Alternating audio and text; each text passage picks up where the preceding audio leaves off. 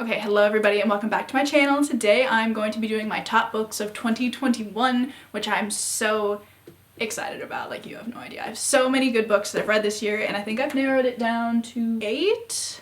I think it's 8. I was gonna do a top 10, but I was trying to figure out like what the last 2 should be, and I figured if I'm struggling to pick 2 other books, they're probably not in my top favorites. I feel like an even 10 would be satisfying, but you know, it doesn't always work out that way. So we're just gonna get into my top 8 books of the year, but first I do have some honorable mentions that I want to mention. I loved all of these books as well. I think I gave all of these books almost a 5 or a 4 star, so theoretically they could have been in my top. These books are different, like this is my stack, but these are like almost there. You know what I mean? We're gonna get into them. No shock, there's gonna be some Cassandra Clare in my top books of the year. I tried to narrow it down to 2 because I don't want to bombard you, because I feel like that's all I've been doing for the last like 6 months. This one is what made it into my honorable mentions because I really love this book, and going into it I literally did not have high expectations for it. I was like, it's, you know, a short story collection. I'm sure I'll enjoy it. It follows a character who is probably my favorite character of the entire like Shadowhunters universe, I guess you can call it that. But I really did not expect to just love every single story in here. I just thought they were so good, so funny. I love all of the characters, seeing everybody from like all of the series, you know, in one book. It's so satisfying. That is Ghosts of the Shadow Market, which I called Ghosts of the Shadowhunter Market for like 3 weeks, but I have fixed it. I can't really go into who this follows because major spoilers, but just know that it's my favorite character. I don't know how to talk about short story collections. I just know that literally every single story in here got a 4 or 5 stars because I did rank them individually because I thought that would be fun. Yeah, there's honorable mention number 1. Next up, I kind of wanted to talk about this series as a whole, but I decided to pick like what I would consider to be one of my favorites from it, and that is The Last Olympian, which is obviously the last book in the Percy Jackson series. I read the entirety of the series this year. It was so good. I remember I read it like when I was in elementary school, as I'm sure a lot of you did, and it really held up. Like, it was fun, the characters were good, Rick Riordan's writing is, you know, he's a great storyteller, very entertaining. That is honorable mention number 2. Obviously, like, it's a no-brainer. Honorable mention number 3 is the Heartstopper graphic novels, specifically this one because this is my favorite one. They go on a class trip to Paris in this one, and I just think it's so cute. But I just love all of the Heartstopper graphic novels. I've read every single one that's out, obviously, this year, and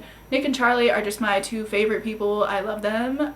They deserve the best. And then last honorable mention is Shadow and Bone by Leigh Bardugo. This does pale in comparison to something I will talk about a little bit later, obviously.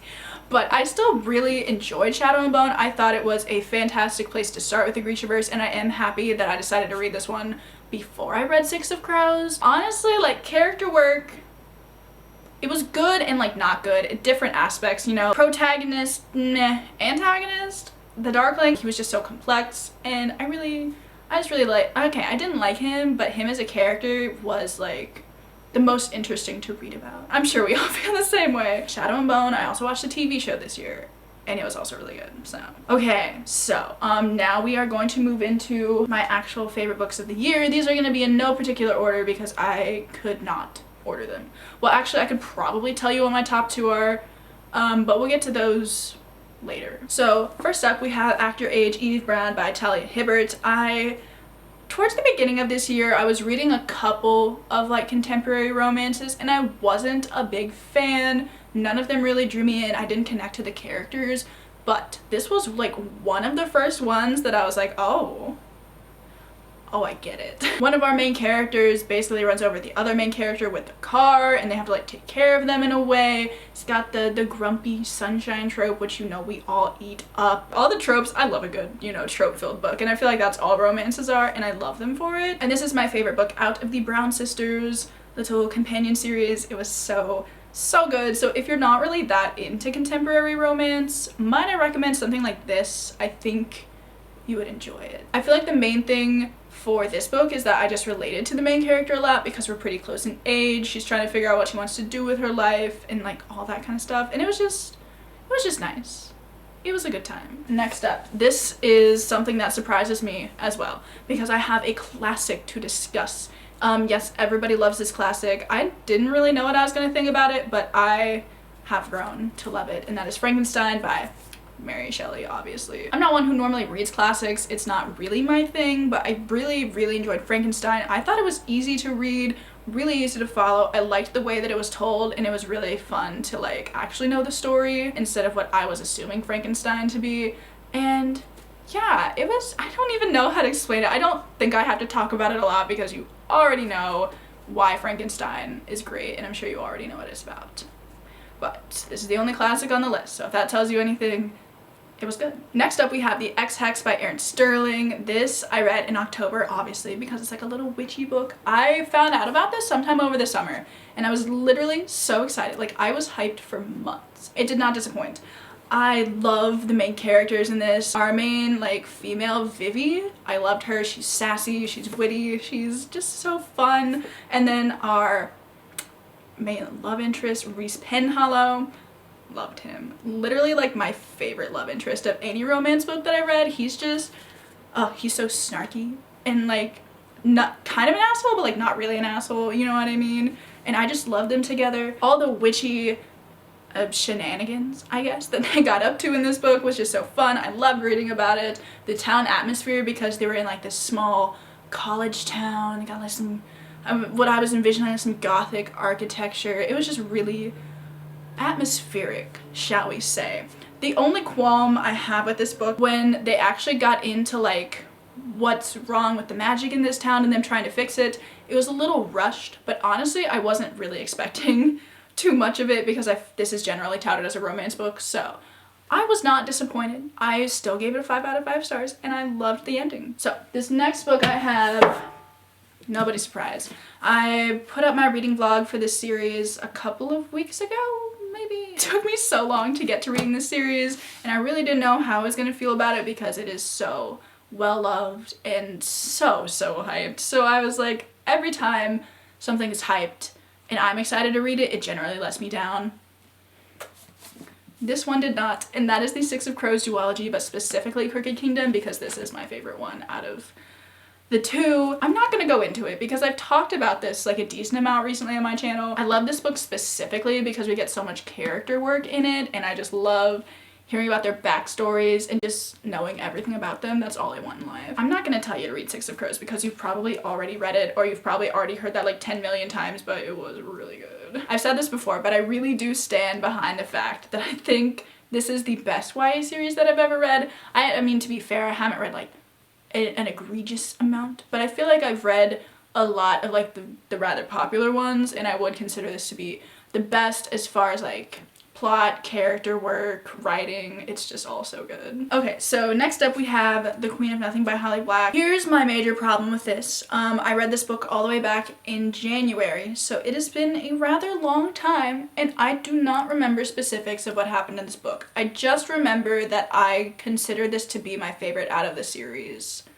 when I was talking about it earlier. I don't remember why though. I know I really liked how this book concluded. I love a good epilogue, and I really liked this epilogue. It was fun because they were being like domestic and just cute together, and this is sad, but that's all I remember. I think, I don't know, I was doing a reread of this series, so maybe I should continue to do that so I can like actually remember what happened in this. I just know that this is my favorite one. Okay, that's embarrassing. Anyway, so now we're down to these last two. You already knew they were coming. My favorite out of the last hours, as for now, because I know Chain of Thorns is coming out sometime next year, so like maybe she'll take the cake at the end, but I don't know.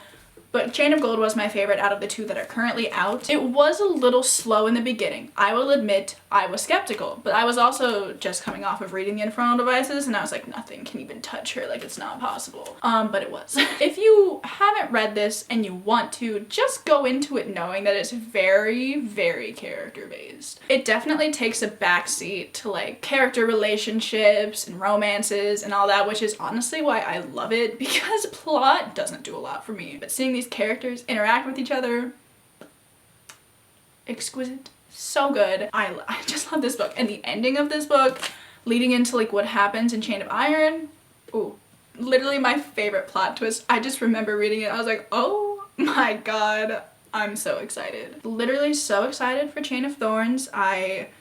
Less than a year now, I need to mentally prepare myself. Definitely gonna do a reread of this series over the summer too. So that'll be really fun and I cannot wait. So we're down to, we all know what's coming, The Infernal Devices. I picked my favorite, which is Clockwork Prince. This series, she really changed my life, I think.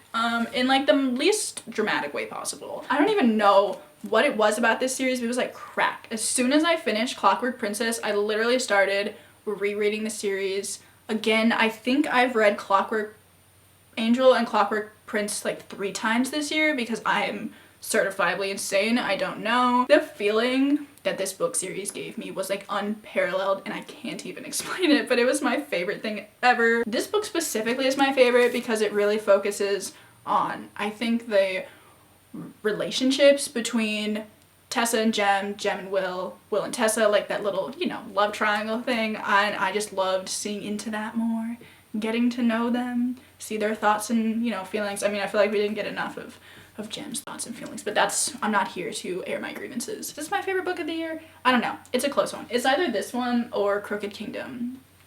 Those are the 2 that were like my top 2. I can't rank them though. You can't ask me to do that, so I'm not going to. Okay, so I was definitely about to, I like finished the video. I was about to film the thumbnail and I forgot one of them because I don't have a physical copy of it, but I was gonna talk about From Blood and Ash by Jennifer L. Armentrout. I know I've talked some smack on this series in the past, like, cause it's true. The 3rd book, so frustrating. The 2nd book was also pretty frustrating, but the 1st book was so good and I stand by that. I loved that book so much. I read it literally within the span of like 2 days and it was 600 pages. It was the middle of the semester at that point. So dedicating that much time to reading a book was like rare, but I was into it. The romance that was developing was just so interesting. I loved the plot, the betrayal, it was just so good. I think I dropped it down to like a 4 stars at one point, but I think I was just mad after I read The Crown of Gilded Bones and I was like, this book sucks. I think I should raise it back to a 5 stars because thinking about it, I would 100% read it again. It was just so entertaining. So that's my last favorite book. So yeah, those are my top books of 2021. I know 2021 isn't over yet, but I wanted to film this video. But these are my top books of 2021 thus far. Yeah, so I just love all of these with all of my heart, obviously. I really hope you enjoyed the video. Let me know if any of these are also your favorite books. If not, let me know what your favorite books of 2021 are. I would love to know.